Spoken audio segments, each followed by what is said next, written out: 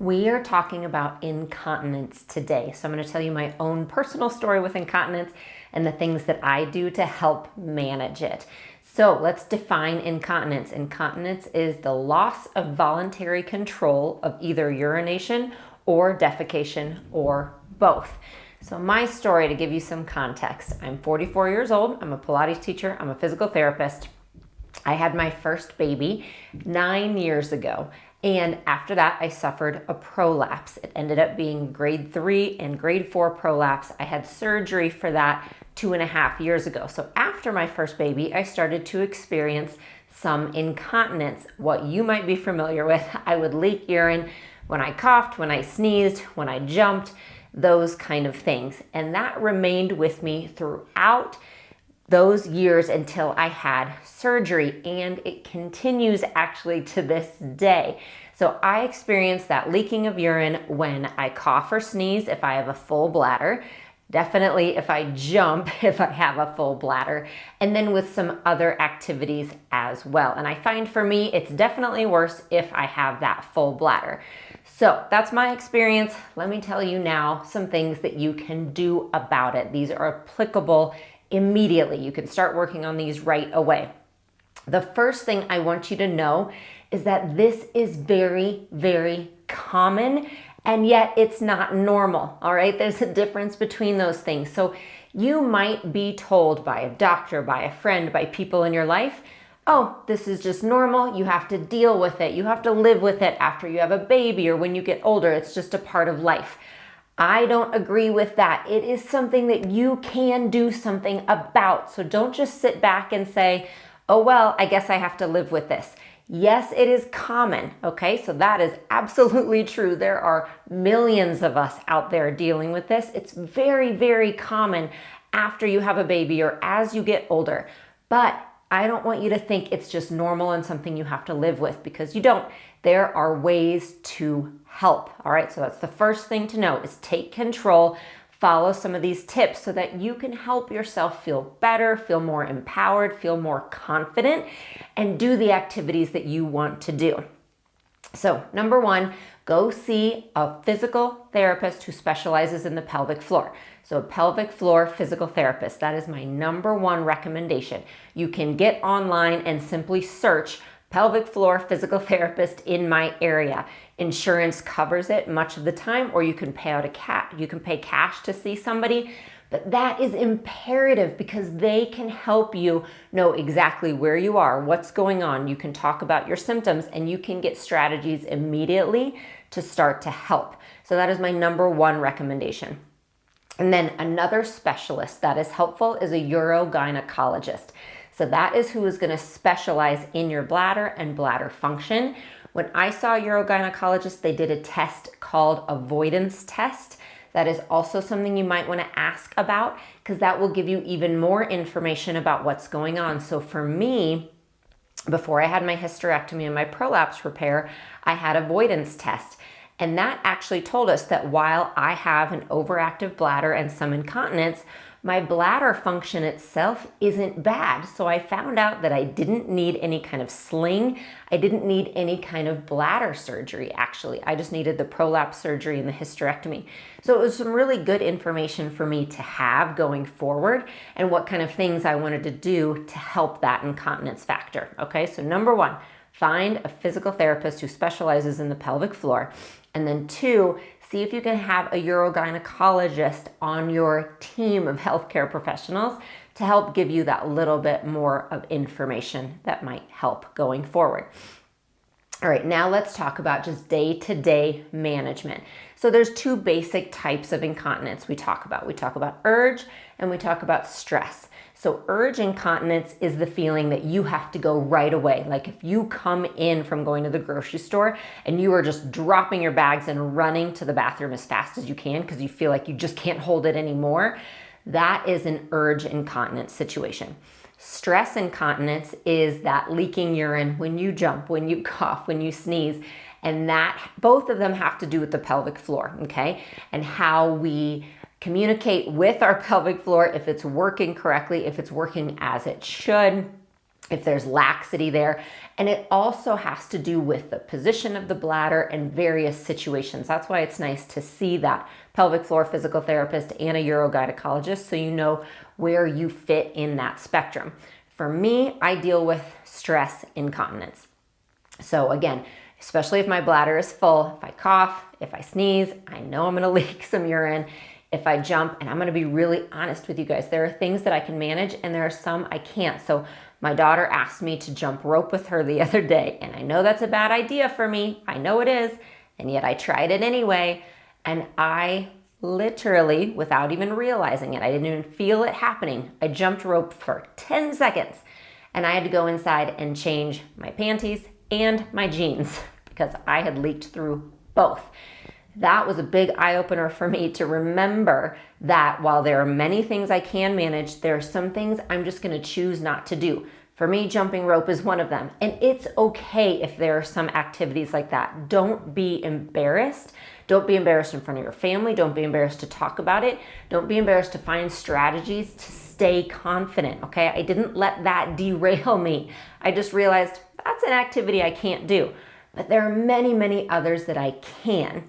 So some ways to manage it are: 1, exercises. Either a pelvic floor physical therapist will give them to you, or I have a video I'll link below all about the pelvic floor that talks about some of my favorite pelvic floor exercises. I do them every single day. You have heard the word Kegel, I am sure. I go through the right way to do that because there's actually a wrong way. So I'm going to go through the exact right way to do that exercise. And it can make a big difference, but you have to be consistent with it. You can't do it one time and forget about it. We're talking every day for months and months to really retrain those muscles. Be consistent and be patient. Believe that you're doing some good stuff for yourself. So start with those exercises, okay, every single day. So that's one thing I recommend. Another thing is to actually just look at your diet, what you're eating, what you're drinking, when you're drinking. So my situation also involves going to sleep at night and feeling like I have to pee 1,000 times before I go to bed at night and getting up throughout the night to go. So if that sounds common to you too, if it sounds familiar, think about cutting off your liquids at least an hour before you go to bed at night. Definitely look at your caffeine and alcohol consumption because those are things that can irritate the bladder and have been shown to cause increased frequency with urination. So look at those things. So for me personally, I like to have a glass of, or a warm mug of tea at night, decaf tea. But I have found if I have it too close to bedtime, that's going to cause problems for me. So I have to cut that off 2 hours before I go to bed. That's just what I found works for me. Okay, so look at those things and make sure you're doing what makes sense, but also stay hydrated during the day. I find for myself that I honestly get so fearful of having to go all the time that I don't drink enough water. So I make sure that if I'm at home, as long as I'm near a bathroom, I'm gonna drink as much water as possible because a hydrated bladder is a happier bladder, okay? So don't let yourself get dehydrated, but also make sure maybe at night that you're cutting yourself off before you go to bed. That will help you sleep through the night a little better. But also keep in mind, getting up one time to urinate during the night is considered normal, all right? I don't like it either, but I get up every single night to go to the bathroom at least once. And for me, if it's only once, that is a victory, all right? So that is okay. As we get older, if you're getting up just once, that's okay. That's actually considered normal. Another thing I want you to look at is what we call the just in case pee. Now, this might sound very familiar to you too. That is the idea that you're going to the bathroom either before you go to bed or before you leave the house, just in case. You're just gonna sit there and see if you can get any out. And believe me, I understand that, and I have done it more times than I could ever count. Because when you have that urge or stress, you wanna get as much out as you can all the time, and you might even feel like you have to go all the time. The problem is, when you do that just in case pee, you are actually telling your bladder over time that it needs to go more and more and more. Because what you're doing is you are starting to train it that it should tell you that it needs to go even when there's only this much urine in your bladder. So normally we fill our bladder up and then we don't get that signal from our bladder to go until it's full. Then you empty it all the way and then you fill it again over 4 hours or so. You get the signal, you go again. Okay, that's normal. Those of us who have a dysfunctional relationship with our bladder or dysfunctional bladder, what happens is we fill it maybe to here. And then we say, oh my gosh, I'm leaving the house or I'm going to bed, so I'm just gonna sit down just in case and get that out. Okay, and then you do it again and get it out. Over time, what happens is your bladder's like, oh, she's going all the time, so I guess I'm full. And it starts to give you the signal when it's only half full, right? Then what happens? It gives you the signal when it's only a fourth full. And that's where I had gotten. I felt like I had to go all the time. It's called an overactive bladder. I felt like I had to go all the time because I was going all the time. So my signal was here. So I had to start to train myself to not go all the time just in case. I wouldn't go until I really had a signal that I had what was a pretty full bladder. All right, and that can be hard, believe me. So personally, what I did, this is before I leave the house and when I go to bed at night, I let myself go twice within the hour before I go to bed or before I leave. So I go at an hour before and I get as much urine out as I can. Then I let myself go one more time before I go to bed or before I leave the house. So maybe right before. And that's it. I do not let myself go more than that. And I just trust that I'm going to find a bathroom if I need it. And I also trust that I can hold it. Granted, I don't have urge incontinency, but I do feel like I have to pee all the time. So over time, training that has helped tremendously. But it takes a lot of work and it takes a lot of breaking a habit. So if you can, start to break the habit of that just in case pee. And if you want, a really good way to work on that is when you don't actually have to leave the house. Like do it, let's say, if you are just going to a neighbor's house, or do it if you're even working from home. Set a timer and make yourself hold it a certain amount of time. That might make you feel safe, like you have a safety net that you have a bathroom close if you need it, but you're again starting to train yourself. Now granted, I don't want you holding it 5 hours all the time. I don't want you holding a really full bladder. That's not healthy either. But for those of us who are used to going, like I was going 30 times a day. I had to count before my surgery. I was going pee 30 times a day.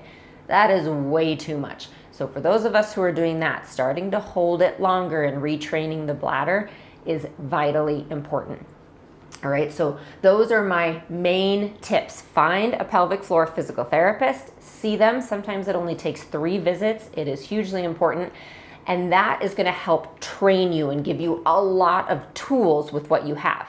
Then, if you feel like you need more information, go see a urogynecologist, possibly have a bladder avoidance test, just again to give you more information if you need it. Okay? Second thing is make sure that you know that you are okay, you are normal, but also don't just live with it, okay? This is common, but we don't want to think it's just something we have to live with. There are things we can do about it.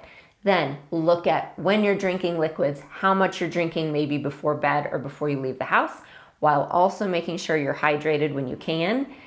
And then also look at that just in case pee. Okay, so those are the things that I do that have really helped, along with those pelvic floor physical therapy exercises that I'm gonna leave the link below. Go find that video, do it every single day for the next few months. It can make a huge difference. And by doing all of those, I focus on them every day. I realize this is a lifelong thing, but by doing that, I've allowed myself to then do all the other activities I want to do. I'm able to go play basketball with my kids without worrying about leaking. I'm able to go to the gym. Maybe I can't do a ton of jumps, but I can do a few and I can control it. So I'm working towards the things that are important for me. I can run across the street with my kids without fearing that I'm going to leak through my pants, right? I can't jump rope, but I can do some of the other things I really want to do. So keep all that in mind. Remember, this is about giving you tools to empower yourself through what can sometimes be a very shameful and embarrassing situation. I don't want you to be embarrassed. Remember, you are not alone. A lot of us are going through it, and there's something we can do about it.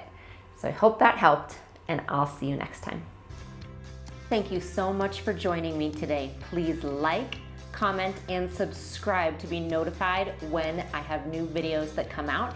You can find more, including my exclusive unlimited community with full-length workouts, a workout calendar, recipes, and more over at jessicavalantpilates.com. Join our unlimited program. I would love to see you there.